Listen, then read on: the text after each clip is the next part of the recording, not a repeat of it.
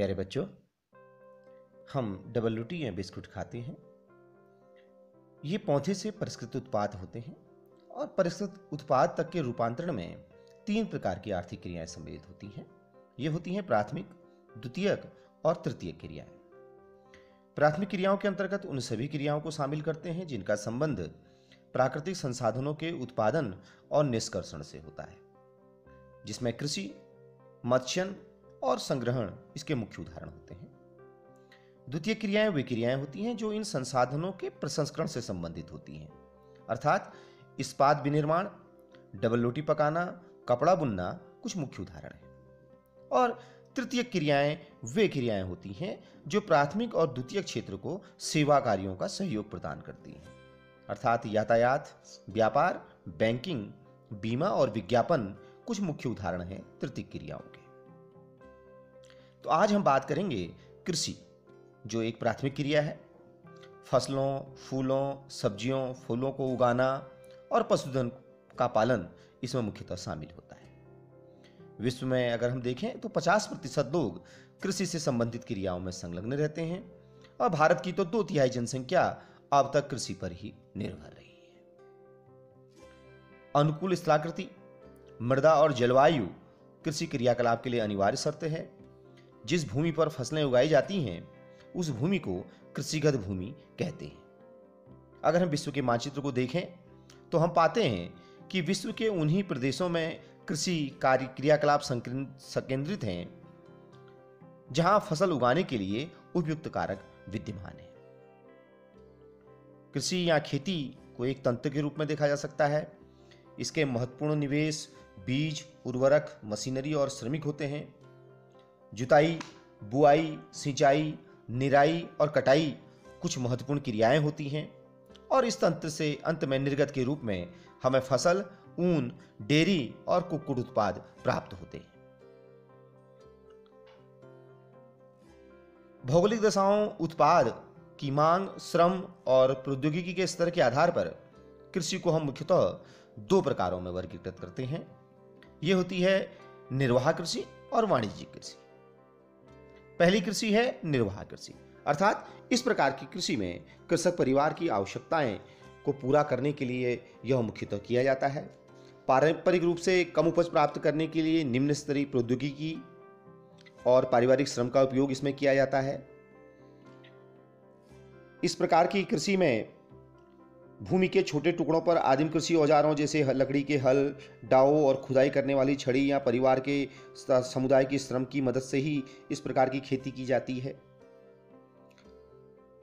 एक से अधिक फसलें वर्ष में उगाई जाती हैं। चावल मुख्य फसल होती है। अन्य फसलों में गेहूं, मक्का, दलहन और तिलहन शामिल होती हैं। दक्षिण पूर्वी और पूर्वी एशिया के सघन जनसंख्या वाले मानसूनी प्रदेशों में मुख्यतः गहन निर्वाह कृषि प्रचलित है।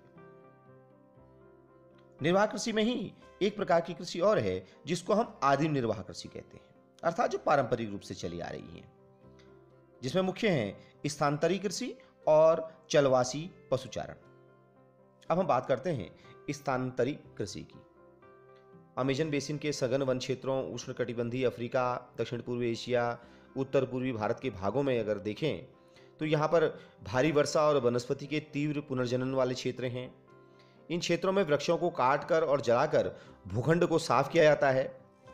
तब राख को मृदा में मिलाया जाता है और मक्का, रतालू, आलू और कसावा जैसी फसलों को उगाया जाता है। भूमि की उर्वरता की समाप्ति के बाद वह भूमि को फिर से छोड़ दिया जाता है और कृषक एक नए भूखंड पर चला जाता है। स्थानांतरी कृषि को कर्तन एवं दहन कृषि के रूप में भी जाना जाता है। उत्तर पूर्वी राज्यों असम, मेघालय, मिजोरम और नागालैंड में इसे झूम खेती भी कहा जाता है, जबकि छत्तीसगढ़ के बस्तर जिले और अंडमान निकोबार द्वीप समूह में इसे दीपा कहा जाता है। बहुत सारे इसके नाम हैं। अगली प्रकार की कृषि है चलवासी या पशुचारण। सहारा के अर्धशुष्क और शुष्क प्रदेशों में, मध्य एशिया और भारत के कुछ भाग जैसे राजस्थान और जम्मू कश्मीर के क्षेत्रों में यह मुख्यतः प्रचलित है। इस प्रकार की कृषि में पशुचारक अपने पशुओं के साथ चारे और पानी के लिए एक स्थान से दूसरे स्थान पर निश्चित मार्गों में घूमते हैं। इस प्रकार की गतिविधि में जलवायु बाधाएं और भूभाग की प्रतिक्रिया के स्वरूप उत्पन्न होने वाली प्रक्रिया है। पशुचारक मुख्यतः भेड़, ऊंट, मवेशी, याक और बकरियां पालते हैं। ये पशुचारकों को उनके परिवार के लिए दूध, मांस, ऊन और खाल, इसके साथ ही अन्य उत्पाद उपलब्ध कराते हैं। महत्वपूर्ण कृषि जो पूरे विश्व का पेट भरने के काम आती है, अर्थात वाणिज्यिक कृषि, इस पर चर्चा करते हैं। वाणिज्यिक कृषि में फसल उत्पादन और पशुपालन बाजार में विक्रय हेतु किया जाता है, अर्थात विक्रय हेतु किए जाने वाली कृषि को हम वाणिज्यिक कृषि कहते हैं। इसमें विस्तृत कृषि क्षेत्र होता है, अधिक पूंजी का उपयोग किया जाता है और अधिकांश कार्य मशीनों के द्वारा किया जाता है। वाणिज्यिक कृषि में अनाज कृषि, मिश्रित कृषि और रोपण कृषि मुख्यतः शामिल होती हैं। इसमें श्रम गहन होता है। अधिक उत्पादन के लिए अधिक मात्रा में जैव रासायनिक निवेशों और सिंचाई का उपयोग किया जाता है। किसान वैकल्पिक रोजगार न होने के कारण सीमित भूमि में अधिकतम पैदावार लेने की कोशिश करते हैं। कृषि के वाणिज्यीकरण का स्तर विभिन्न प्रदेशों में अलग अलग है। उदाहरण के लिए हरियाणा और पंजाब में चावल वाणिज्य की एक फसल है, परंतु उड़ीसा में यह जीविका की फसल होती है। मुख्य लक्षण इसके ये होते हैं कि अधिक पैदावार देने वाले बीजों, रासायनिक उर्वरकों और कीटनाशकों का प्रयोग करके उच्च पैदावार इस वाणिज्यिक कृषि के अंतर्गत प्राप्त की जाती है। वाणिज्यिक अनाज कृषि के रूप में हम मुख्यतः गेहूं और मक्का सामान्यतः उगाते हैं। सैकड़ों हेक्टेयर के बड़े बड़े फार्मों से युक्त विरल आबादी वाले क्षेत्र उत्तर अमेरिका और यूरोप और एशिया के शीतोष्ण घास के मैदान में यह खेती मुख्यतः होती है। अधिकतर ठंड वाले क्षेत्रों, वर्धन काल वाले जहां बाधित होता है, वहां एक ही फसल उगाई जा सकती है। मिश्रित कृषि के रूप में भूमि का उपयोग करके भोजन व चारे की फसलें उगाने में पशुधन पालन के लिए इनका प्रयोग किया जाता है। यूरोप, पूर्वी और संयुक्त राज्य अमेरिका, अर्जेंटीना, दक्षिण पूर्वी ऑस्ट्रेलिया, न्यूजीलैंड और दक्षिण अफ्रीका में मुख्यतः मिश्रित खेती की जाती है।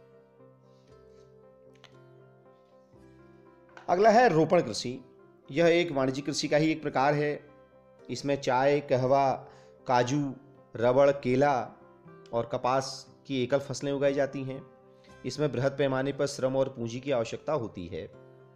उत्पाद का प्रसंस्करण खेतों पर ही या निकट के कारखानों में किया जाता है।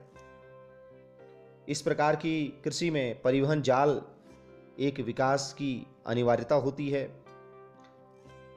रोपण कृषि के मुख्य क्षेत्र विश्व के उष्णकटिबंधीय प्रदेशों में पाए जाते हैं। मलेशिया में रबड़, ब्राजील में कहवा, भारत और श्रीलंका में चाय इसके मुख्य उदाहरण हैं।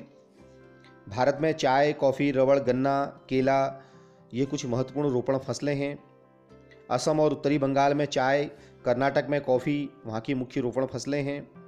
चूँकि रोपण कृषि में उत्पादन बिक्री के लिए होता है, इसलिए विकास में परिवहन और संचार साधन से संबंधित उद्योग और बाजार का एक महत्वपूर्ण योगदान रहता है।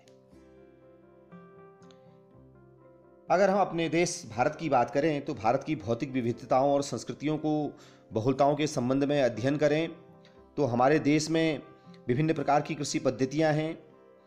भारत में बोई जाने वाली फसलों में अनेक प्रकार के खाद्यान्न, रेशे वाली फसलें, सब्जियां, फल, मसाले शामिल हैं। भारत में मुख्यतः 3 शस्य ऋतुएं होती हैं, जो हैं रबी, खरीफ और जायद। रबी फसलों को शीत ऋतु में अक्टूबर से दिसंबर के मध्य बोया जाता है और ग्रीष्म ऋतु में अप्रैल से जून की भी मध्य में काटा जाता है। गेहूं, जौ, मटर, चना और सरसों कुछ मुख्य रबी की फसलें हैं। खरीफ की फसलें देश के विभिन्न क्षेत्रों में मानसून के आगमन के साथ बोई जाती हैं और सितंबर अक्टूबर के मध्य में काट ली जाती हैं। इस ऋतु में बोई जाने वाली मुख्य फसलें चावल, मक्का, ज्वार, बाजरा, तूर, मूंग, उड़द, कपास, जूट, मूंगफली और सोयाबीन हैं। रबी और खरीफ फसलों के बीच ग्रीष्म ऋतु में बोई जाने वाली फसल को जायद कहा जाता है। जायद ऋतु में मुख्यतः तरबूज, खरबूज, खीरे, सब्जियों और चारे की फसलों की खेती की जाती है। ये कुछ हमारे कृषि के प्रकार हैं, शस्य प्रारूप है भारत का। आज हमने कृषि कृषि के प्रकार और भारत के शस्य प्रारूप यानी कृषि के हमारे कृषि क्षेत्र में पाए जाने वाले जो 3 प्रकार हैं, मौसम हैं, रबी, खरीफ और जायद, किन मौसम में हमें इन फसलों को बोया जाता है उसके बारे में जानकारी प्राप्त की। अगले चरण में हम भारत में पाए जाने वाली मुख्य फसलों पर चर्चा करेंगे। आपको ये वीडियो कैसा लगा इसके बारे में ज़रूर बताइएगा। चैनल को लाइक और सब्सक्राइब करना बिल्कुल भी ना भूलें।